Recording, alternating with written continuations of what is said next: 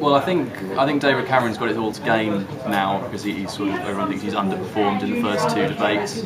I think Brown, the economy is probably his strongest suit, so he's hoping to make a gain out of this one, and Clegg just needs to carry on that momentum and keep on going. David Cameron, I think he's really got to put his finger out in this debate because he's not done as well as expected in the last two. We're really looking to see something impressive from him.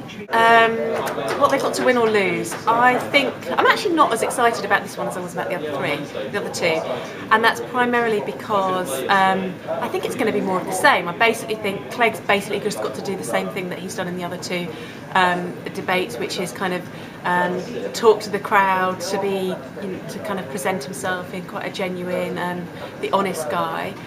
Brown hasn't got a lot more to lose, I don't think.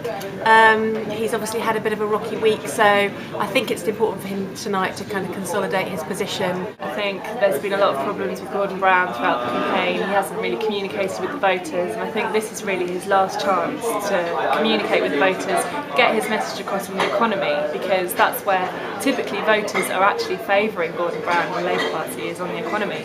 So he really has to think about these strengths and really communicate with the voters tonight, I think. Gordon's big claim to fame must be that on the eve of the collapse of UK banking, he pulled it out of the bin. That's the way to do it. So I think if he majors on those things and almost turns the gaffe into a human, we all do it, don't we, type of approach, he becomes more human, because that's one of his criticisms of him. So he can become more human and also major on the economy, which I think is his big strength. I think Gordon Brown will try very hard to focus on the economy and keep on the economy.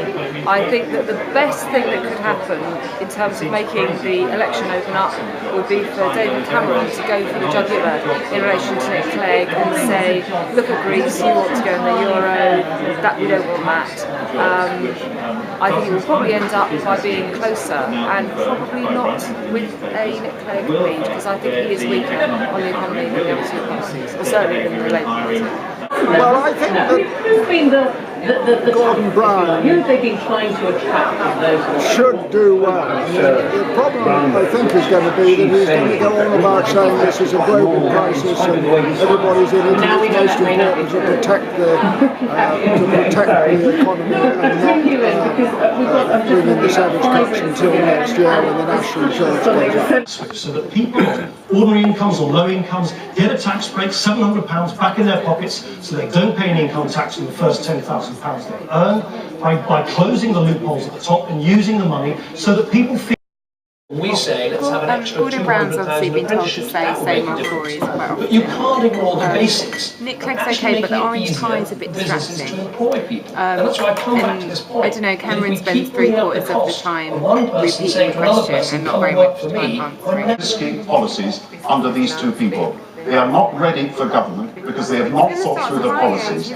I don't think Nick Clegg performed as well as he'd done in the other two debates. I don't think Gordon cracked it. I don't think he did enough. I think it was David Cameron. David Cameron did well tonight in London debate. I thought this would be a turning point in the election. I think Cameron did much better than he had done in the previous two, particularly the first. I thought that as this was the third debate, there was a little bit of debate fatigue coming along, and they all probably performed not dissimilarly to the way they performed before. Actually, we thought it was quite a bit of a boring, dead, autumn debate, to be honest, compared to the two, and everyone seemed nervous. I thought Gordon was actually, I was surprised. I thought Gordon was far better than I had anticipated. He was strong, direct, he got to the point, which made a difference to previous debates, and he looked agitated. He looked like he really wanted to go in there and win. I thought that Clegg once again proved his strength at being able to connect with the audience. He spoke directly to the public. He proved once again that he had the best interpersonal skills. I thought he largely avoided falling into the trap last week of getting too bogged down in the detail of policy. And in a sense, Gordon and David Cameron played into his hands by largely arguing with each other and arguing across his head, which I suspect is going to be a turn-off to the public. Well, I think that I said to one of your other guests earlier this evening that I thought Gordon had clinched it by a margin, but let himself down in his summing up. Why was that? Well, unfortunately, the other two candidates decided to talk about their own party, and Gordon decided not to talk about his own party, but to try and slam the others.